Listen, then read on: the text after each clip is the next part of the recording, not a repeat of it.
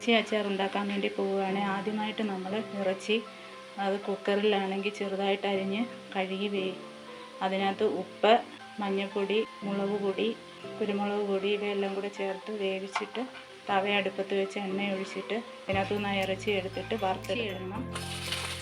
വെളുത്തുള്ളി, തേങ്ങാക്കൊത്ത്, കറിവേപ്പില ഇത്രയും കാര്യങ്ങൾ ഇട്ടിട്ട് നന്നായിട്ട് വഴറ്റിയെടുക്കണം.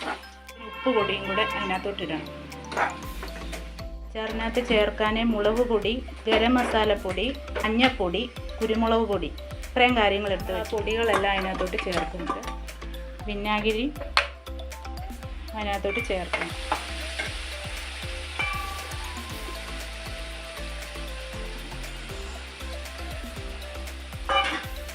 വിനാഗിരി ഒഴിച്ചിട്ടുണ്ട്.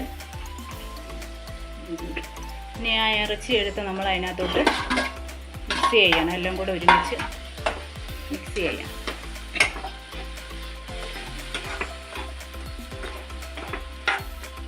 അപ്പം നമ്മുടെ ഇറച്ചി അച്ചാർ റെഡി ആയിട്ടുണ്ട്. എല്ലാവരും ഇത് ട്രൈ ചെയ്ത് നോക്കണം.